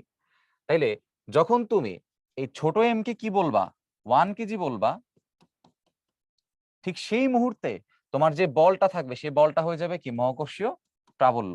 তাহলে তখন এই বলটা হয়ে যাবে মহাকর্ষীয় প্রাবল্য। তার মানে আসলে কি হবে, আমরা যদি ইকুয়েশনটা কিভাবে লিখি দেখো, আমরা যদি এফ এর বদলে ই লিখতে চাই তাহলে অবশ্যই স্মল এম এর বদলে 1 কেজি লিখতে হবে, তার মানে G M R square into হচ্ছে 1। আলটিমেটলি এটাই হচ্ছে আমাদের প্রাবল্যের equation, G M by R square. তো এখানে আশা করি এই আর এর ভ্যালুটা বুঝতেছো। আরটা কিন্তু এমন না যে আরটা হচ্ছে আমাদের ব্যাসার্ধ, এই আরটা হইতেছে কেন্দ্র থেকে দূরত্ব। তো মনে রাখতে হবে আরটা হচ্ছে সবসময় দুটি যে অবজেক্ট আছে, দুটি বস্তুর কেন্দ্রের যে সংযোজক সরল রেখা তার যে ডিস্টেন্সটা, তার যে দৈর্ঘ্যটা, তার মান। আচ্ছা, তো এবার চলো এই প্রাবল্যের মাত্রা এবং এককটা আমরা একটু চিন্তা করি। তো প্রাবল্যের মাত্রা এবং একক যদি ভাবতে হয়, তুমি খেয়াল করে দেখো আমাদের এই যে বলের যে মাত্রাটা ছিল বা বলের যে এককটা ছিল তার সাপেক্ষে চিন্তা করলে আমাদের জন্য জিনিসটা সুবিধা হবে। তো আমরা যদি এটার এককটা একটু চিন্তা করে নিই, দেখো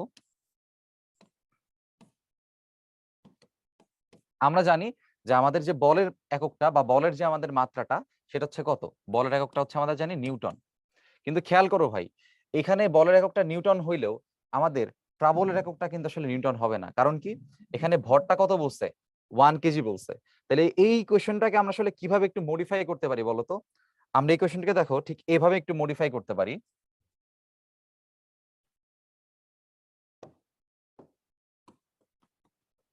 দেখো আমরা যদি এইভাবে লিখি যে আমাদের প্রাবল্য হচ্ছে একক ভরের বস্তুর ক্ষেত্রে অনুভূত বল, তাহলে প্রাবল্যের যে এককটা হবে সে এককটা হবে হচ্ছে বলের একক আর ভরের এককের ভাগফল।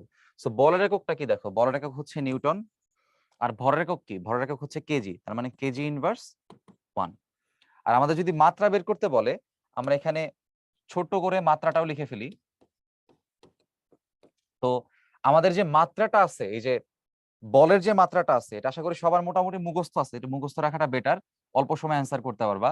বলের মাত্রাটা হচ্ছে এমএলটি ইনভার্স 2, আর নিচে আছে হচ্ছে ভর, ভরের মাত্রাটা হচ্ছে আমাদের ক্যাপিটাল এম। তাহলে আলটিমেটলি মাত্রা কি দাঁড়ায় বলতো, প্রাবল্যের মাত্রা ক্যাপিটাল এম বাদ গেলে আমাদের মাত্রাটা কত থাকবে, এলটি ইনভার্স তার মানে আমাদের এই মাত্রা এবং একক যদি আসে আমরা যেন অ্যান্সার করতে পারি। এবার চলো আমরা মহাকর্ষীয় বিভবটা দেখি। তো মহাকর্ষীয় বিভব আসলে কি দেখো, অসীম দূরত্ব থেকে একক ভরের বস্তুকে, তো কয়েকটা ফেনোমেনন এখানে আছে, আমাদের ভরের বস্তু ধরতে হবে হচ্ছে 1 কেজি, আর দূরত্ব হচ্ছে অসীম থেকে আনতে হবে। ওকে, মহাকর্ষীয় ক্ষেত্রে কোনো বিন্দুতে আনতে সম্পূর্ণ কাজের পরিমাণকে ওই বিন্দুর মহাকর্ষীয় বিভব বলে। তাহলে দেখো, আমরা যদি এই যে কাজের পরিমাণের এইখানে একটু ফোকাস করি, বিষয়টা কেমন, আমরা জানি যে মহাকর্ষের ক্ষেত্রে কাজের যে ইকুয়েশন, কাজের ইকুয়েশনটা হচ্ছে G M M 1/r1 - 1/r2, সেটা হচ্ছে মহাকর্ষীয় ক্ষেত্রের বিপক্ষীকৃত কাজ। তাহলে এখন বিপক্ষীকৃত কাজের ক্ষেত্রে দেখো কই থেকে আনতেছে, অসীম দূরত্ব থেকে আনতেছে। তা আমরা কিন্তু এখানে জানি এই r1টা হচ্ছে আদি দূরত্ব, আর r2টা হচ্ছে পরের দূরত্ব, শেষ দূরত্ব।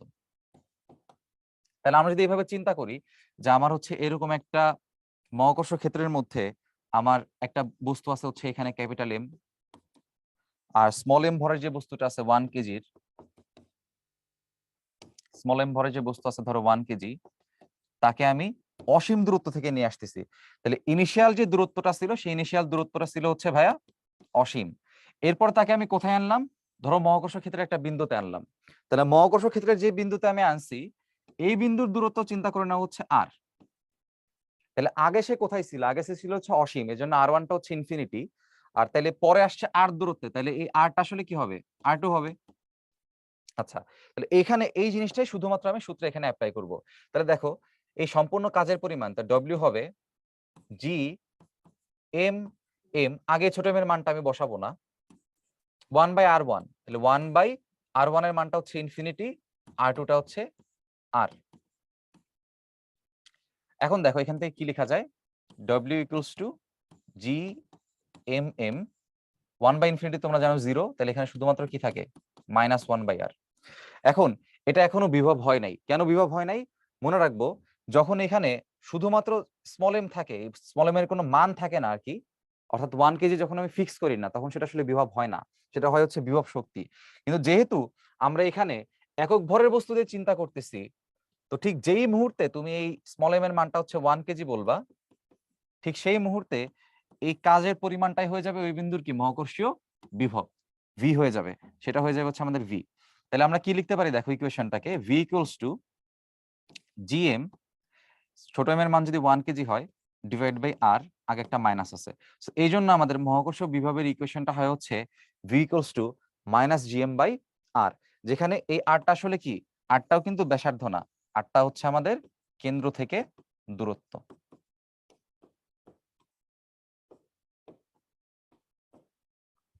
ওকে, এবার মহাকর্ষ বিভবের একক এবং মাত্রা যদি আমাদের কাছে জানতে চাওয়া হয় আমরা কিভাবে হিসাব করব ভাই, দেখো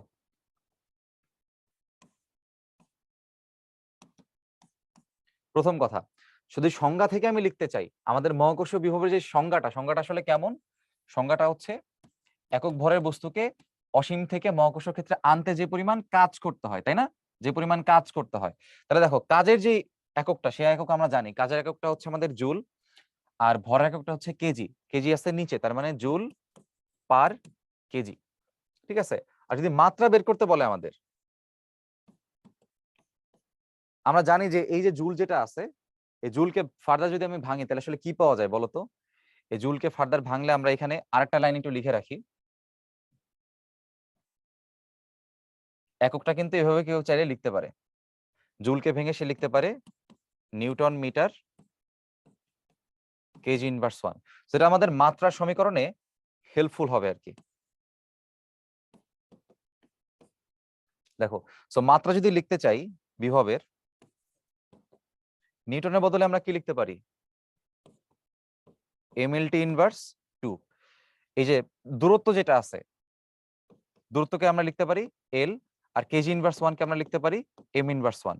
সো আলটিমেটলি এখান থেকে আমরা কি লিখতে পারবো দেখো, এম থাকবে না, আলটিমেটলি এল স্কয়ার টি ইনভার্স 2, তার মানে আমাদের মাত্রাটা হবে হচ্ছে এল স্কয়ার টি ইনভার্স 2, এটা হচ্ছে আমাদের ফাইনাল আনসার। অর্থাৎ এখানে যদি আমাদের একক আসে বা বিভব বা মাত্রা আসে আমরা আশা করি পারবো। এবার চলো পরবর্তী প্রশ্ন দেখি, মহাকর্ষীয় ক্ষেত্র প্রাবল্যের মাত্রা আসলে কোনটা। এই যে দেখো একটু আগে আমরা দেখে আসছি মহাকর্ষ ক্ষেত্র প্রাবল্যের মাত্রা ছিল হচ্ছে আমাদের LT ইনভার্স 2, তার মানে আমাদের এখানে অ্যান্সার হবে হচ্ছে LT inverse 2, option B. So এখান থেকে হুবহু এই যে ডেরিভেশনটা আমরা এই পেজে করছি এখান থেকে তুমি সরাসরি অ্যান্সার করে দিবা, এটা হচ্ছে আমাদের আসছে। আচ্ছা, এবার দেখো বলছে চিত্রের কোনটির পৃষ্ঠে মহাকর্ষ প্রাবল্য সবচেয়ে বেশি হবে। তো সবচেয়ে বেশি মহাকর্ষ প্রাবল্য এর মধ্যে হয় হচ্ছে বৃহস্পতি গ্রহের। কারণ কি, বৃহস্পতি গ্রহের যে ভরটা সেই ভরটা পৃথিবীর ভরের তুলনায় অনেক বেশি বড়, প্রায় 1000 গুণের থেকে 1000 গুণের কাছাকাছি বড় আর কি। এজন্য যেহেতু পৃষ্ঠে তার ভরটা বেশি, তো মহাকর্ষ প্রাবল্য আসলে তোমরা কি জানো, মহাকর্ষ প্রাবল্যটা হচ্ছে Gm/r²। তো যেহেতু আমাদের বৃহস্পতি গ্রহে এই এমটার মান বেশি, তাহলে অবশ্যই তার প্রাবল্যের মানটাও কি হবে, প্রাবল্যের মানটা বেশি হবে। এই জন্য আমাদের অ্যান্সার হচ্ছে বৃহস্পতি গ্রহ। এবার দেখো মহাকর্ষ প্রাবল্য ই এর রাশিমালা আসলে কোনটা। একদম সহজ, বেসিক থেকে প্রশ্ন আসছে। আমরা জানি যে যখন আমরা হিসাব করছিলাম, যখন আমরা দেখছিলাম মহাকর্ষ প্রাবল্য, তখন এটা আসলে কই থেকে আসছে দেখো, একক ভরের বস্তুর জন্য যে বলটা, তাহলে বস্তুর ভর যখন 1 বসাই দিবা তখন বলটা কত আসতেছে, Gm/r²। তাহলে আমাদের অপশন থেকে Gm/r² যেটা থাকবে সেটা হচ্ছে আনসার। এবার দেখো একটা ইজি প্রশ্ন, ক্যাপিটাল আর ব্যাসার্ধের পৃথিবীর পৃষ্ঠে অভিকর্ষ বিভব হচ্ছে ভি। আমরা লিখে রাখলাম অভিকর্ষ বিভব ভি এর কথা বলছে হচ্ছে কত দূরত্বে, ক্যাপিটাল আর ব্যাসার্ধের পৃথিবীর পৃষ্ঠে বলছে। তো পৃষ্ঠের দূরত্ব তোমরা বুঝতেছই, ব্যাসার্ধে হচ্ছে পৃষ্ঠের দূরত্ব, তাহলে এটা হচ্ছে বলা আছে প্রশ্নে। এখন বলছে পৃষ্ঠ থেকে ক্যাপিটাল আর উচ্চতায় বিভবের মান কত। এখন আমি যদি পৃষ্ঠ থেকে ক্যাপিটাল আর উচ্চতা হিসাব করি, তাহলে আমার ধরো এই কেন্দ্র থেকে, যে আমরা জানি যে কেন্দ্র থেকে পৃষ্ঠের দূরত্ব ক্যাপিটাল আর, আবার পৃষ্ঠ থেকেও আরেকটা দূরত্ব বলে দিছে সেটা হচ্ছে ক্যাপিটাল আর। দেখো বলছে পৃষ্ঠ থেকে আর উচ্চতায়, তাহলে উচ্চতার মানটাও হচ্ছে আর। তাহলে মোট কত উচ্চতা আসলে আমাদের হইলো, বা কেন্দ্র থেকে মোট কত দূরত্ব হইলো, আমাদের কেন্দ্র থেকে দূরত্বটা হইলো হচ্ছে 2r। তার মানে আমাদের বিভবের যে মানটা আমরা যখন ইকুয়েশন দেখছিলাম, দেখো আমরা ইকুয়েশন এখানে বলছিলাম যে এই ছোট আর এর পরিচয় হচ্ছে কেন্দ্র থেকে দূরত্ব, পৃষ্ঠ থেকে না। তাহলে কেন্দ্র থেকে দূরত্ব চিন্তা করতে চাইলে আমাদের এখানে কিন্তু আর নিলে হবে না, 2r নিয়ে হিসাব করতে হবে। তাহলে ইকুয়েশন লিখি v = -gm/2r। তাহলে এখানে -gm/r ইন্টু হাফ এভাবে লেখা যাবে। এটা কেন এভাবে আলাদা করলাম, কারণ দেখো -gm/r এর ভ্যালুটা হচ্ছে আমাদের ক্যাপিটাল ভি, তাহলে এই মানটাকে আমি ক্যাপিটাল ভি দ্বারা রিপ্লেস করতে পারি, ক্যাপিটাল v/2। সো এটা হচ্ছে আমাদের আনসার। এবার দেখো একটা সহজ প্রশ্ন কি বলছে, স্মল এম এবং 4m ভরের দুটি বস্তুর মধ্যবর্তী দূরত্ব বলছে স্মল আর, এদের দূরত্বের ঠিক মাঝের কোনো বিন্দুতে মহাকর্ষীয় বিভব কত। তো ভাই সবার জানার কথা যে মহাকর্ষীয় বিভব যেটা, এটা আসছে কই থেকে, মহাকর্ষীয় বিভব আসছে হচ্ছে একক ভরের বস্তুর জন্য যে পরিমাণ কাজ করতে হয় সেখান থেকে।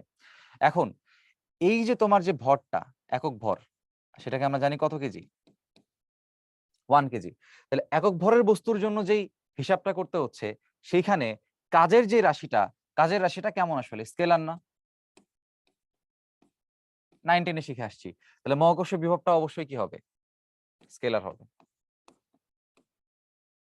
এখন স্কেলার রাশি যেটা, আমরা যদি এখানে তাহলে ধরো স্মল এম ভরের একটা বস্তু রাখলাম, আর এখানে 4m ভরের একটা বস্তু রাখলাম, এবং বলছে দূরত্বের ঠিক মাঝের কোনো বিন্দুতে, তাহলে মধ্যবর্তী দূরত্ব আমাদের বলে দিছিল হচ্ছে আর,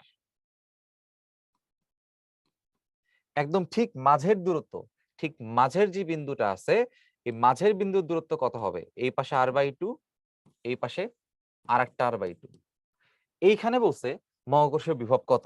So আমরা জানি এখানে বিভব আসলে ভাই দুইটার জন্য কাজ করবে। কয়টার জন্য, দুটার জন্য। কারণ কি, এই বিন্দু থেকে একবার চিন্তা করতে হবে হচ্ছে আমার এই গ্রহের জন্য, একবার চিন্তা করতে হবে এই গ্রহের জন্য, অথবা এই বস্তুর জন্য আর একবার এই বস্তুর জন্য, বস্তুও বলতে পারো গ্রহও বলতে পারো। তাহলে আমার যেহেতু স্কেলার রাশি, স্কেলার রাশি সরাসরি কি করা যায়, সরাসরি যোগ বিয়োগ করা যায়। তাহলে এখানে সরাসরি যোগ করা হবে, কারণ কি এখানে তো ডিরেকশন ম্যাটার করতেছে না, যেহেতু স্কেলার রাশি তার দিক নাই। তাহলে আমার মহাকর্ষ বিভব যেটা মোট হবে, ভি নেটটা হবে হচ্ছে v1 অথবা ধরো ভি ছোট এম লিখলাম, আর একটা হচ্ছে ভি 4m লিখলাম। অর্থাৎ এই বিন্দুতে একটা স্মল এম ভরের বস্তুর জন্য একটা বিভব অনুভূত হবে, 4m এর জন্য আর একটা বিভব অনুভূত হবে। তাইলে ভিএমটা আমি কত লিখতে পারি? ইকুয়েশন কি জানি? মাইনাস জিএম বাই আর। এখন এখানে ভরটা আসলে কত? ভরটা বলছে স্মল এম, আর দূরত্বটা হচ্ছে r/2। এটার সাথে যোগ করতে হবে কত? মাইনাস জি ইন্টু ভর কত? 4m, দূরত্ব একই r/2। তাহলে ভাই এখানে দেখো কি করা যায়, এখানে দুই অংশেই কিন্তু আসলে আমাদের এই যে এম r/2 এগুলো সব হচ্ছে আমাদের কমন। তাহলে এখানে কি করা যায়? এখানে মোটামুটি কমন নেওয়া যায় সবকিছুই। তাহলে কি করতে পারি দেখো, এ পাশে টুটা যদি উপরে চলে যায় এটা হবে মাইনাস 2gm/r, আর প্লাস মাইনাসে কি হবে? মাইনাস হবে। এই টুটা উপরে গিয়ে কত হবে? 4 × 2 8 হয়ে যাবে, তাহলে এটা থাকবে মাইনাস 8gm/r। তাহলে এই দুটার আগে যেহেতু মাইনাস আছে, আমরা সরাসরি যোগ করতে পারি। তাহলে যোগ করলে কত আসবে? এখানে মাইনাস 10gm/r। সো এখানে মাইনাস 10gm/r হচ্ছে আমাদের অ্যান্সার। এবং এখানে তোমরা এককটা চাইলে লিখে দিতে পারো, যেহেতু এখানে আমাদের এককটা সরাসরি স্পেসিফাই করে নাই, অর্থাৎ এম কেজি বলছে নাকি গ্রাম বলছে স্পেসিফাই করে নাই। দূরত্বকে আসলে আর মিটার নাকি সেন্টিমিটার সেটাও কিন্তু স্পেসিফাই করে নাই। তো সেই ক্ষেত্রে তুমি এই ভিউনিটের ভ্যালুটাকে এভাবে বলে দিতে পারো যে এত একক, যেহেতু এককটা এখানে স্পেসিফাই করা হয় নাই। এবং অনেকে চিন্তা করতে পারে যে ভাই এদের মান বসাবেন না, অ্যান্সার হচ্ছে এদের মান বসাইতে হবে না। কারণ কি? কারণ এই যে ক্যাপিটাল যেহেতু একটা ধ্রুবক, আর স্মল এম যেটা আছে এটা তো তোমার প্রশ্নেই বলতেছে যে স্মল এম, তার মানে এটা ওরা জানে, আগে থেকে জানে, ঠিক আছে। এবং দূরত্ব যেটা বলেছে দেখো, এটাও প্রশ্নেই বলা। সো এই মানগুলো বসানোর কোনো দরকার নাই, এটা হচ্ছে আমাদের অ্যান্সার। এবার দেখো টাইপ 8 এ আমরা মহাকর্ষীয় বিভব শক্তি দেখতে পাচ্ছি। তো এটা রিটেনে এখনো আসে নাই, বাট ঢাকা ইউনিভার্সিটিতে 13-14 সালে এবং চট্টগ্রাম ইউনিভার্সিটিতে 18-19 সালে আসছে। গুরুত্বের বিবেচনায় আমরা এটাকে 2 স্টার রেখেছি। তো দেখো স্মল এম ভরের বস্তুর জন্য মহাকর্ষীয় বিভব শক্তি, এই কোয়েশ্চনটা আমরা এখানে অলরেডি লিখে রাখছি। এখন বিষয়টা কিভাবে আসে দেখো, আমরা যেটা বলছিলাম যে কৃত কাজের যে কনসেপ্টটা আমরা মহাকর্ষীয় বিভবের মধ্যে দেখছিলাম, ভাই দেখো মহাকর্ষীয় বিভবের মধ্যে এই যে কৃত কাজটা, কৃত কাজের মানটা আসলে কত আসছিল? GMm into -1/r। তাহলে এখানে আমরা একটা কাজ করব, আমরা এখানে লিখব, তোমরা কিন্তু জানো যে কৃত কাজ সমান সঞ্চিত শক্তি বা স্থিতিশক্তি অথবা বিভব শক্তি। অ্যাকচুয়ালি এটা হচ্ছে বিভব শক্তি বা সঞ্চিত শক্তি বা স্থিতিশক্তির পরিবর্তন। তো যেহেতু হচ্ছে আমরা আদিটাকে শূন্য ধরি, সো এটা হচ্ছে আমাদের বিভব শক্তি লিখতেই হবে। এখন এই কৃতকাজের যে কনসেপ্টটা বা বিভব শক্তি যে আমাদের বের করতে বলছে, এটাকে বের করার কৃতকাজের মান লেখা কি কথা? সেম। তাইলে কৃতকাজের মানটা আসলে কত সেটা আমরা একটু বসাই। আমরা একটু আগে দেখছিলাম কৃতকাজের মানটা হয় মাইনাস জিএমএম 1/r, এটাকে একটু আলাদা করে রাখলাম। এখন দেখো মহাকর্ষ বিভবের ক্ষেত্রে আর বিভব শক্তির সাথে পার্থক্যটা কোথায়? যখন বিভবের কথা আমরা চিন্তা করি তখন আমরা সেটাকে লিখি মাইনাস gm/r। তখন কিন্তু স্মল এম ভরের বস্তুর কোনো মান আমরা আসলে বসাই না, কিন্তু অ্যাকচুয়ালি কিন্তু বসাই। মনে মনে কত বসাই বলতো? মনে মনে একটা 1 বসাই। কারণ কি? ওই স্মল এমটাকে আমরা 1 কেজি ধরি। ওই যে প্রশ্নে কি বলা থাকে? প্রশ্নে বলা থাকে একক ভরের বস্তু।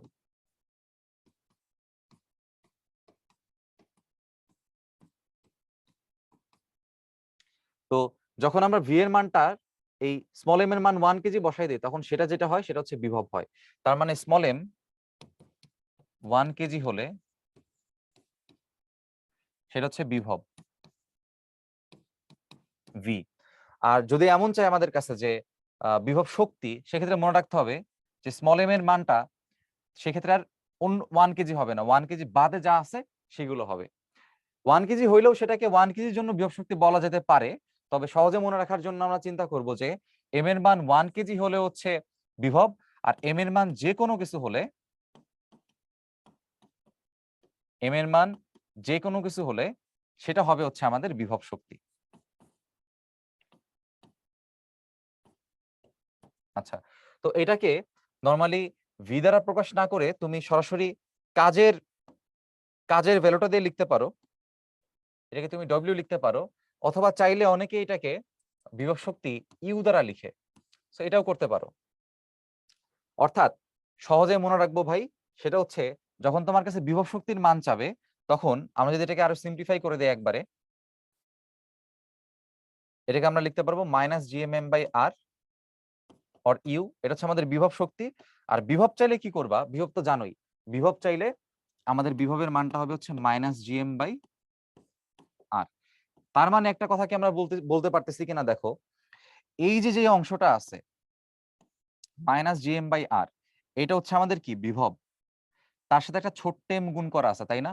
তাহলে আমরা কি লিখতে পারি দেখো, এই টোটাল যে টার্মটা, টোটাল টার্মটা হচ্ছে আমাদের আসলে ভি। তাহলে আমরা কি লিখতে পারি, আমাদের ইউ এর মানটা হবে হচ্ছে ভি ইন্টু স্মল এম। দেখো স্মল এমটা হচ্ছে বস্তুর ভর, তাইলে আমাদের এই ইউটা হচ্ছে বিভব শক্তি, এই ভিটা হচ্ছে আমাদের বিভব, আর এমটা হচ্ছে আমাদের ভর। তার মানে তুমি যখন বিভবটাকে ভরের সাথে গুণ করবা, তখন তুমি আসলে কি পাবা, বিভব শক্তি পাবা। তো এই সম্পর্ক সবার যদি মনে থাকে, ইনশাল্লাহ ম্যাথে ভালো কিছু করা সম্ভব। আচ্ছা, এবার দেখো সহজ একটা প্রশ্ন, ঢাকা ইউনিভার্সিটিতে 13-14 সালে আসছিল। কি আসছিল দেখো, চিত্রে দেখানো পথ দিয়ে 4 নিউটন ওজনের পাথরকে পৃথিবীর অভিকর্ষীয় ক্ষেত্রে পি বিন্দু থেকে আর বিন্দু, তো পি বিন্দু কোনটা, এটা, আর আর বিন্দু হচ্ছে আমাদের এইটা। তাহলে পি থেকে যদি আমি আর এ নিতে চাই এখানে, সেক্ষেত্রে বলছে আহ স্থিতিশক্তি কত বৃদ্ধি পেল।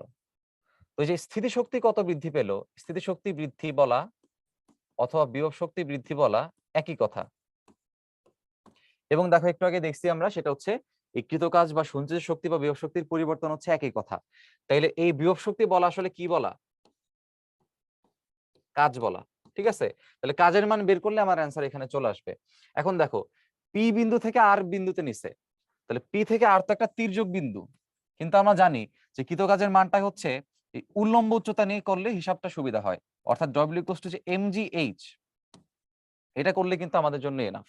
এবং দেখো এই এইচ এর মানটা এখানে বলা আছে, কত বলা আছে ভাইয়া, 30 মিটার বলা আছে। তাহলে এইচ এর মান যদি 30 মিটার হয়, এই এমজি এর মানটা কত বলা, দেখো এমজি হচ্ছে আমাদের এফ, এই যে 4 নিউটন ওজন। তাইলে এই এমজি এর মানটা হচ্ছে একবারে 4, আর এইচ এর মানটা হচ্ছে একবারে 30, তার মানে আমার आंसर হবে হচ্ছে 120 জুল। সো এই যে কাজের মান যে 120 জুল আসলো, এটাই হচ্ছে আমাদের आंसर। কত বৃদ্ধি পাইছে, 120 জুল বৃদ্ধি পাইছে। সেক্ষেত্রে মনে রাখবো, আমাদের উল্লম্ব উচ্চতা থেকে করলে ম্যাথটা কি হবে, সুবিধা হবে। এবং স্থিতিশক্তি বা বিভব শক্তির ক্ষেত্রে সবসময় আসলে উল্লম্ব উচ্চতাটাকেই হিসাব করতে হবে।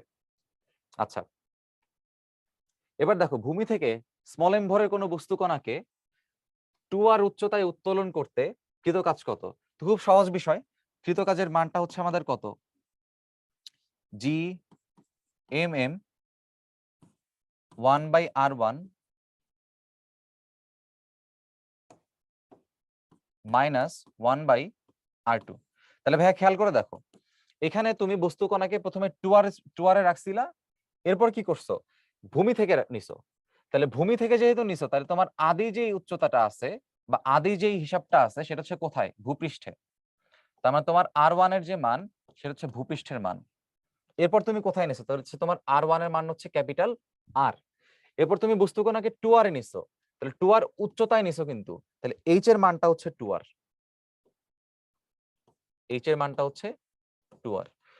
তাইলে আমাদের ফাইনাল যে উচ্চতাটা হইলো, হিসাব করতে হবে কিন্তু কেন্দ্র থেকে, পৃষ্ঠ থেকে হিসাব করলে হবে না। r2 এর মানটা আসলে কত হইলো, r এর সাথে 2r মিলে 3r। এখন তুমি এখানে সরাসরি মান বসাই দাও, তাহলে gm m 1/r minus 1/3r। তাহলে এখানে gmm,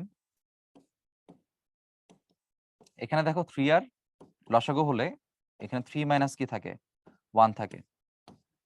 দেয়ারফর এখান থেকে আমরা লিখতে পারি gm into 2 divided by m into 3r। এখন দেখো আমরা যেহেতু জানি যে স্মল জি এর ভ্যালুটা হচ্ছে আসলে capital GM by R square, তাহলে এই জিএম এর মানটা কি লেখা যায়, জিএম কে লেখা যাবে হচ্ছে জি আর স্কোয়ার দিয়ে। তাহলে এই জিএম এর মানটাকে আমি যদি জি আর স্কোয়ার দিয়ে লিখি, কারণ হচ্ছে এই অপশনটা আমাদের এখানে নাই, তাহলে এটাকে যদি আমরা GR স্কোয়ার দিয়ে লিখি, এখন দেখবা যে তোমার আনসারটা চলে আসছে। তুমি যদি আর এবং আর কাটাকাটি করো তাহলে তোমার আনসারটা আসতেছে 2GR বাই 5M। এখন তুমি অপশন চেক করো, দেখো অপশনের মধ্যে 2mgr/3 আছে, mgr/2 আছে। আমাদের এখানে gm এর যে মানটা আমরা বসাইছি এখানে কিন্তু স্মল m একটা আমাদের আছে, এখানে কিন্তু আসলে আমাদের স্মল এমটা আছে, তার মানে এখানে আমার স্মল এমটা গুণ আকারে থাকবে, এখানে আমাদের স্মল এমটা গুণ আকারে থাকবে, নিচে থাকবে না।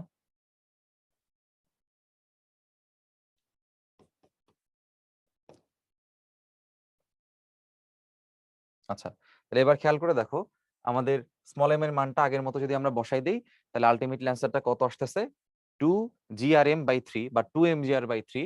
তার মানে আমাদের অ্যান্সার হচ্ছে ডি হচ্ছে আমাদের কারেক্ট অ্যান্সার, আমাদের ডি হচ্ছে কারেক্ট অ্যান্সার। এবার দেখো একদম লাস্ট প্রশ্ন আমাদের, স্মল এম ভরের কোনো বস্তুকণাকে 2r উচ্চতা থেকে 3r উচ্চতায় উত্তোলন করতে মহাকর্ষীয় বিভব শক্তির পরিবর্তন।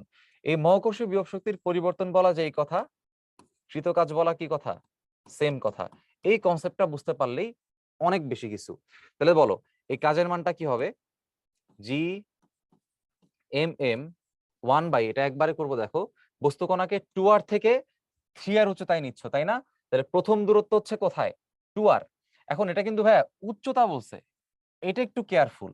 তাহলে আমি যদি এখানে লিখি যে 1/r1 মাইনাস 1/r2, তাহলে প্রথমে কিন্তু সে কোথায় ছিল, প্রথমে সে ছিল হচ্ছে 2r উচ্চতায়। তাহলে প্রথমে ধরো সে ছিল হচ্ছে 2r উচ্চতায়, এতটুকু হচ্ছে 2r। কিন্তু কেন্দ্র থেকে সে আসলে কত উচ্চতায় ছিল বলতো, সে কিন্তু প্রথমে কেন্দ্র থেকে কত উচ্চতায় ছিল 3r এ ছিল তাই না, কারণ নিচে হচ্ছে আমাদের একটা আর আছে, তাহলে কেন্দ্র থেকে সে ছিল হচ্ছে 3r এ। এরপর এই উচ্চতা থেকে তাকে কোথায় নেওয়া হয়েছে, তাকে একটা নতুন উচ্চতায় নেওয়া হয়েছে, তাকে এরপর নেওয়া হয়েছে 3r উচ্চতায়। তাহলে এই মানটা যদি 3r হয়, আমার r2 এর মানটা কত হবে বলতো, আমাদের r2 হবে হচ্ছে 4r। তাইলে আমাদের r1 এবং r2 আমরা পেয়ে গেছি, আমাদের এই বিন্দু থেকে এই বিন্দুতে নেওয়া হয়েছে তাই না। তাইলে আমাদের r1 r2 এর মান বসাইলে এখানে কাজ শেষ। আমরা লিখে ফেলি GMM 1/3r মাইনাস 1/4r। এখন ম্যাথটা সহজ করার জন্য এই GM এর মানটাকে আমরা আগের মতো এই কাজটা করব, অর্থাৎ আমরা যেটা জানি যে স্মল জি এর ভ্যালুটা হচ্ছে ক্যাপিটাল GM/r²। তো ওইখান থেকে আমি হচ্ছে ক্যাপিটাল GM এর মানটা স্মল GR² দিয়ে রিপ্লেস করব। তাহলে স্মল GR² ইন্টু এম, এখানে যদি আমরা লসাগু করি এখানে কত থাকতেছে 12r থাকতেছে, তো উপরে থাকে হচ্ছে আমাদের 4 মাইনাস হচ্ছে 3, আলটিমেটলি আমরা লিখতে পারবো, এবং আর এবং r² হচ্ছে আমাদের এখানে কাটা যাবে, তাহলে এখানে r² কাটা গিয়ে শুধুমাত্র r থাকবে। আলটিমেটলি কত লিখতে পারতেছি দেখো, mgr উপর হচ্ছে 1, mgr নিচে আমাদের কত আছে 12। সো এটাই হচ্ছে আমাদের কৃত কাজ অথবা বিভব শক্তির পরিবর্তন। তো তোমরা চাইলে এটাকে কৃত কাজ দিয়েও লিখতে পারো অথবা বিভব শক্তির পরিবর্তন এই ডেল ইউ দিয়েও অ্যান্সারটা করতে পারো। যেহেতু রিটার্ন আসছে তুমি একটা লিখতেই পারো, সমস্যা নাই। কাজ দিয়ে লিখলেও কেউ তোমাকে কাটবে না, কারণ এটা আসলে পরস্পর ইকুইভ্যালেন্ট টার্ম। সো এটা হচ্ছে আমাদের আসলে ফাইনালি অ্যান্সার, এত একক। ওকে, সো এরই মধ্য দিয়ে আমাদের আসলে মাস্টার ক্লাসের লেকচার 1টা শেষ। তোমাদের সাথে আবারও পরবর্তী লেকচারে দেখা হচ্ছে ইনশাল্লাহ।